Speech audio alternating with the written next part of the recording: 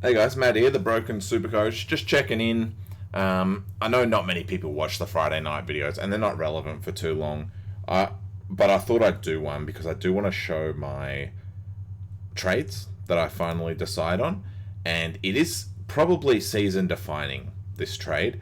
And you know what? It's probably a terrible choice, but sometimes you've got to have fun when you're playing this game. That's the most important part. Yeah, I'll hover around the top 100, but I do play for fun. I don't play for bragging rights or whatever. I do play because I like to do it. So I don't want to, and I feel that this trade is a fun trade to do. It may ruin my season, and that's good for YouTube content, I guess. Everyone can check back in. We can all look at this video in a few weeks and be a kind reminder of why I can't get a full premium team, and it's round 20. So let's go in. I've been umming and ahhing all week between Josh Kelly and Parrish in the mids, and between Langford and Dale in the defense, and wanting to do one of each of those. So I think they're all really nice picks. Green's not on the menu, don't like him. Just can't do him. Already made the mistake with Heaney. I would have rather have made that mistake with Green, yes, because he's scoring quite well. But yeah, I don't like him. Same with Robbie Gray. There are guys that they're too inconsistent for me. Their low end is too low, and I can't. I've been burned by him before. This is now the third season in a row I've been burned by Heaney. If I take Green, it'll be the third season in a row. If he burns me again, which he very likely might, will be the third season in a row that Green burns me. And you know the old saying, "Fool me once, shame on you. Fool me twice, you're not going to fool me again." So that's the famous saying. So let's do it. Let's remember this moment. Heaney out, Impey out, Poulter obviously out. Collingwood guys, I'd love to keep Poulter for longer, but this is where you need the money, and you only get these sort of trades when you have four of them. You can only do these every now and then. It'll take you weeks to get guys like Poulter and Dale. Oh, not Poulter, Parrish or Dale or guys like that. And McCreary out, need the money. Thanks, bud. Need to bring someone in more likely. But Briggs being the case. So I'd like to keep both of these guys, but need the money. They're on the trade menu, whereas I'm not certain of these guys outside of Jones who I'm going to be trading going forward. And trades are limited. So Parrish in. Remember that. That's insane that I'm actually doing that. Zorko goes back down. We look for a Bailey Dale. So I'm going to do both. I'm going to full send. I'm going to have 20 grand left over. So that might seem absolutely ridiculous to some. And it seems ridiculous to me that I'm even doing it. And I'm not. I mean, you can't argue with Bailey Dale. He's a great forward. I think he's taken Dunkley's role for the most part. I don't think Dunkley will come back. And then the two rookies that I'm going for, which hurts the cash generation, but I'll go Newcomb. I don't think you can ignore how good he is. I don't like that Hawthorn are still debuting people and still bringing people out. It certainly says a lot for his job security. Really scary.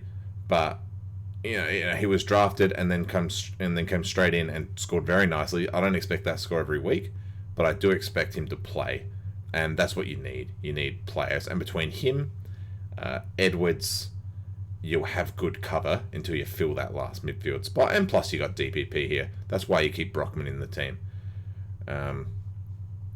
Because Callum Coleman-Jones and this guy who we pick will also go. So, well, this guy won't, but that guy will. The last player, obviously, well, not obviously, is one. You've got to go all the way up here because somehow he doesn't have a negative break even after one round, despite being 120k. Kieran Briggs. So bring him in, whatever. If he never plays again, I don't care. DPP is handy with the defense. If I choose to do Highmore and there's no defender to cover that rookie downgrade, then either Madden or Briggs can go up, and I still don't have to be too concerned. More likely to be Madden. You've got to think about this for the trade. So there it is. I am going Parrish and Dale in a full send moment. I think Parrish. This is almost as cheap as you'll see Parrish. I'm not confident with Dale, but I'm not confident in anyone in the forward line. And the reason, the last thing I should do, I'll hit complete.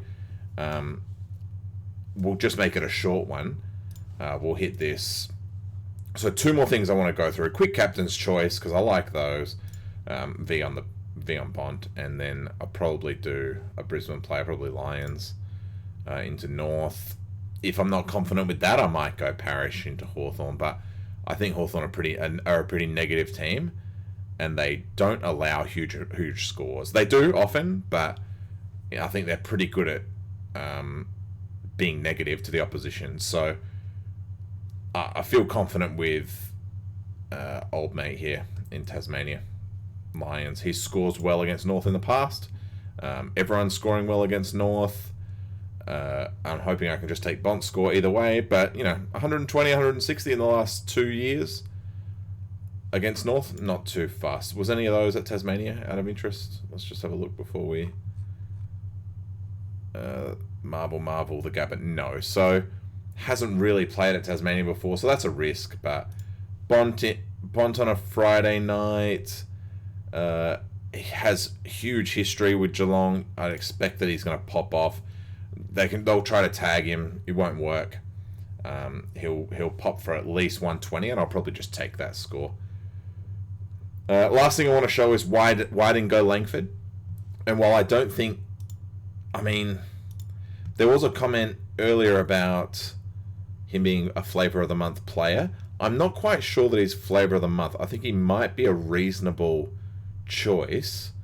What I am worried about, though, is this. So Kyle Langford is a 70 average player all season. 70, 70, 70, which is not bad for a guy 475. And especially in the forward line. If you take 70s from him all season, 70s to 80s, which is what he does up until round 10, you're probably okay with that, because the forward line's trash. Let's be honest, you're not finding anyone good in the forward line. At the moment, Callum Coleman-Jones is probably one of the best forwards to have, and he's a rookie. So I'm not too fast if you do go Langford. I wouldn't, and it's a good way to save 50k from Dale. The issue is he starts scoring. People are bringing it in because they're expecting these type of scores, and I'll tell you what, you've always got to look what happened here. This guy had never turned up. 96 against Brisbane, outlying score. What happened in round 10 for this bloke to suddenly start going off? And I'll tell you what, we'll go up and we'll look round 10, ins and outs. Devon Smith injured. Alec Waterman in, not like for like. Langford took Devon Smith's role, and obviously has been running with that role really well. Now, there's no reason that he doesn't keep this role all season. He may have proved that it's his. Hey, this is my role now. And he may score like this for the rest of the year. So don't get me wrong. That could be what happens. But Devon Smith could be back. Devon Smith, rather, could be back as early as... Is he back this week even? As early as next week, if he's not back already this week. Devon Smith is back this week. So Langford is a serious wait and see. I know that's silly because you're getting him partly for the price, but he could easily have lost that role. But Essendon also have history where it seems that Parrish has picked up a lot of Ridley's work, and Ridley is back, and Parrish has kept it because he's earned that position. So I wouldn't be too worried if you bring in Langford, but it is certainly something to worry about. And it's the same story with Dale. He's clearly running in Dunkley's role, and Dunkley is due back in about 5 weeks. But the difference is I think Devon Smith will play, and I think he'll play for the rest of the year, and at some point he'll probably take that spot back. I can't see how Dunkley returns. And if he does, I can't see how he plays the same role. They're just holding out because they know that they've got a grand final shot and they don't want Dunkley to miss. So it's harsh. It's a harsh truth, but that's the truth. So there it is, guys. Moment in history, 10-minute video. Was this the moment that I ruined my season, or was this the moment that I propelled my season to ultimate glory? So we may be revisiting this video at the end of the year, and maybe I'll do a reaction to it, because I'm really interested in finding out how this goes. Pray for me.